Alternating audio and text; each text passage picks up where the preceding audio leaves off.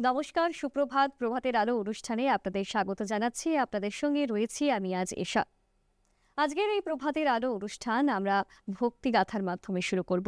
তাই চলুন সদ্গুরুর একাধিক ভক্তিগাথা আমরা শুনে নিই। আপনি বলেছিলেন প্রত্যেক শহরে একটা মন্দির, কিন্তু আপনার কি মনে হয় না যে এটাই সব সমস্যার কারণ হয়ে দাঁড়াতে পারে? যদি ইতিহাস দেখেন, সব বড় যুদ্ধই হয়েছে এই আস্তিকতার কারণে, ধর্মের কারণে। আমার বক্তব্য হলো, এর কি অন্য কোনো নাম দিতে পারি? মানে, প্রতিটি শহরে একটা মন্দির হলে সেটা সেটা না, আমি প্রত্যেক শহরে মন্দিরের কথা বলিনি। বলেছি কি?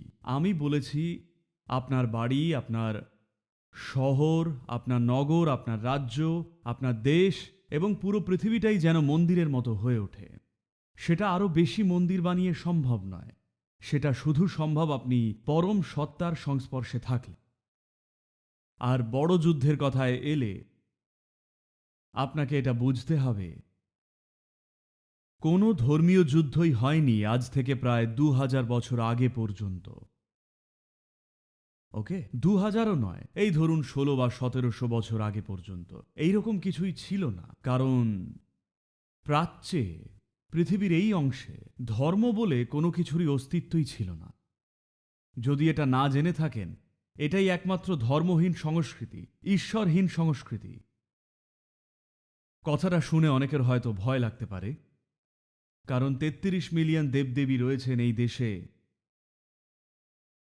সেটা হয়েছিল যখন আমাদের জনসংখ্যা ছিল এই ৩৩ মিলিয়ন।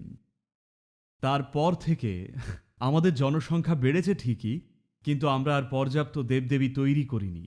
কারণ পাশ্চাত্যের প্রভাবে আমরা দেবদেবীদের নিয়ে লজ্জা পেতে শুরু করেছিলাম। আপনাদের প্রত্যেকেরই ইষ্ট দেবতা বলে একটা বিষয় আছে, নিজের ঈশ্বর নিজেই তৈরি করা। প্রচলিত কাউকেই আপনার যদি পছন্দ না হয়, বাড়ির একটা গাছকে ঈশ্বর বানিয়ে তার পুজো করতে পারেন। এই দেশে কেউই সেটা অদ্ভুত মনে করবে না। আপনার বাগানে একটা পাথর আছে, আপনি তার পুজো করতে পারেন, কেউ কিচ্ছুটি বলবে না। আপনি আপনার মায়ের পুজো করতে পারেন, স্ত্রীর পুজো করতে পারেন, সন্তানের পুজো করতে পারেন, গরুর পুজো করতে পারেন, আপনার যা খুশি।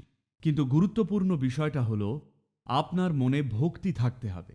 কারণ ভক্তি না থাকলে এই এত বুদ্ধি নিয়ে এই প্রাণীটি পাগল হয়ে যাবে। এর ভক্তি প্রয়োজন। ভক্তি মানে ঈশ্বর নয়, ভক্তি হলো আপনাকে নিয়ে, তাই না? ভক্তি কি আপনাকে নিয়ে নাকি ঈশ্বরকে নিয়ে? কার গুণের পরিবর্তন হয়? এটা কার স্বভাব বদলায়, আপনার নাকি ঈশ্বরের? এটা আপনাকে নিয়ে। এটা আসলে আপনাকে একটা মাধুর্যের স্তরে রূপান্তরিত করে, যা বাইরের কোনো কিছুতে কলুষিত হতে পারে না। ভক্তি মানে ঠিক এটাই। আপনি ভক্ত মানে আপনি আপনার আবেগের মধ্যে এমন এক মাধুর্য তৈরি করেছেন যাকে দূষিত করা যায় না, যাকে অন্য কেউ তিক্ত করে তুলতে পারে না। আপনি যদি কাউকে ভালোবাসেন আর সেই মানুষটাই যদি আপনার বিরুদ্ধে চলে যায়, তখন ভালোবাসাই বিষ হয়ে ওঠে, তাই না? হ্যাঁ কি না? তাই ভক্তি হল বুদ্ধিমত্তার এমন এক মাত্রা যেখানে আপনি জানেন কিভাবে নিজের মাধুর্য বজায় রাখতে হয়। জগৎ যাই করুক, মানুষ আপনার সঙ্গে যাই করুক না কেন, আপনার যদি এই ক্ষমতাটা না থাকে, তবে আপনি জগতে খুব বেশি দূর এগোতে পারবেন না, তাই না? আপনার যদি ভয় থাকে যে আপনি হয়তো তিক্ত হয়ে উঠবেন, তাহলে জীবনে আপনি শুধু ছোট ছোট পদক্ষেপই নেবেন।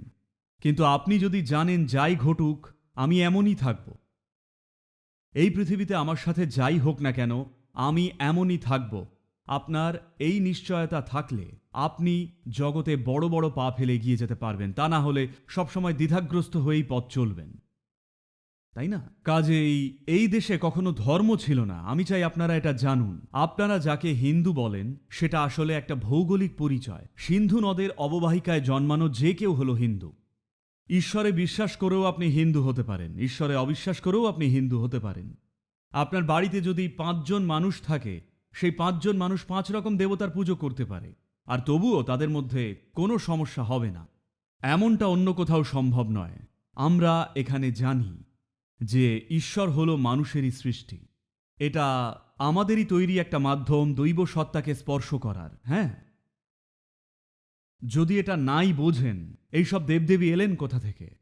আমরা এমন সব উপায় তৈরি করতে চাই কোনোভাবে সেই মাত্রাকে ছোঁয়া, যা এই সৃষ্টির মূল ভিত্তি। আমরা ঈশ্বর তৈরির পুরো একটা প্রযুক্তি গড়ে তুলেছি। শুধু মূর্তি নয়, তাদের এমনভাবে শক্তিভূত করা যাতে তা আপনাকে জীবনের ওই মাত্রা স্পর্শ করতে সাহায্য করে। সব কিছুই আসলে একই শক্তি। আপনি যদি নর্দমা থেকে কিছুটা নোংরা তুলে এনে একটা আম গাছের গোড়ায় ফেলে দেন, সেটাই আম হয়ে ওঠে। ওই নোংরা আর আম তো একই জিনিস, তাই না? তাহলে আপনি আমের বদলে নোংরাটা খাচ্ছেন না কেন? না, সেটা খেতে পারবেন না, কিন্তু আমটা আপনি খেতে চান। ওই নোংরাটাই এমন এক মাধুর্যে রূপান্তরিত হয়েছে, তাই না? আপনি যে মাটির ওপর দিয়ে হেঁটে চলেন, সেটাই এখানে আপনার এবং আমার শরীর হয়ে বসে আছে, তাই না? হ্যাঁ কি না? সুতরাং জিনিসটা একই, কিন্তু একে মাধুর্য, শক্তি আর সম্ভাবনার ভিন্ন ভিন্ন মাত্রায় রূপান্তরিত করা যেতে পারে। যদিও মূল জিনিসটা একই, তাই এই বিষয়টা বুঝেই আমরা প্রাণ প্রতিষ্ঠার এক সম্পূর্ণ বিজ্ঞান গড়ে তুলেছি, যাতে একটা পাথরকে দৈবে পরিণত করা যায়। এটা সাধারণ কোনো প্রক্রিয়া নয়, শুধু আস্থা দিয়ে হয় না। কেউ বিশ্বাস করে বলেই যে সেই পাথরটা অনুরণিত হবে তা কিন্তু নয়। একটা সম্পূর্ণ বিজ্ঞান আছে কিভাবে কোনো স্থানকে শক্তিসম্পন্ন করতে হয়। খুব সহজেই এই স্থানকে শক্তিসম্পন্ন চনমনে করতে পারেন। যে কোনো বস্তু নিয়েই এটা করতে পারেন। ধরুন, যদি সংবেদনশীল হন আর এটা হাতে ধরে দেখেন, আমি শুধু 1 মিনিটের জন্য এটাকে হাতে ধরে আপনাকে দেব, অন্যরকম লাগবে। একটাই সমস্যা হলো, এই বস্তু ওই শক্তি খুব বেশি সময় ধরে রাখতে পারবে না। কিছুক্ষণ পর তা মিলিয়ে যাবে এবং আবার কেবল ধাতব পাত্র হয়ে যাবে। কিন্তু যদি প্রয়োজনীয় যত্ন নিয়ে রূপটি তৈরি করেন, তবে একে এমনভাবে শক্তিভূত করতে পারেন যা দীর্ঘ সময় থাকে।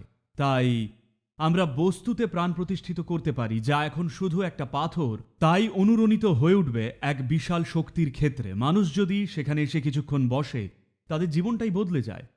ঠিক এই কারণেই মন্দিরগুলো তৈরি করা হয়েছিল। মন্দির কোনো পুজোর জায়গা নয়, সেখানে কেউ প্রার্থনা করাচ্ছে না, কোনো তত্ত্বপ্রচার হচ্ছে না। শুধু একটা কথাই বলা হয়েছে, মন্দিরে গেলে কিছুক্ষণ সেখানে বসতে হবে। তারা বলেননি কি এটা? কেউ বলেনি ভগবানের কাছে দরখাস্ত দিতে, কিন্তু বলেছে যে কিছুক্ষণ সেখানে বসতে হবে। আজকাল আপনারা বসতে না বসতেই দৌড় দেন, সেটা উদ্দেশ্য নয়। এ হলো এক সার্বজনীন ব্যাটারি চার্জ করার জায়গা। স্থানটিকে যদি জীবন্ত রাখা হয়, সেখানে বসলে আপনার জীবন নিজে থেকেই রূপান্তরিত হতে পারে, যদি তা সঠিকভাবে তৈরি হয়ে থাকে। আমি প্রাচীন মন্দিরগুলোর কথা বলছি। আজকের মন্দিরগুলো বেশিরভাগই শপিং কমপ্লেক্সের মতো করে বানানো, হয়তো একই উদ্দেশ্যে, সেটা আলাদা বিষয়। কিন্তু যদি সঠিকভাবে করা হয়, তবে এটা একটা অবিশ্বাস্য শক্তি সম্পন্ন স্থান। জীবন বদলে যেতে পারে শুধু সেখানে বসলেই।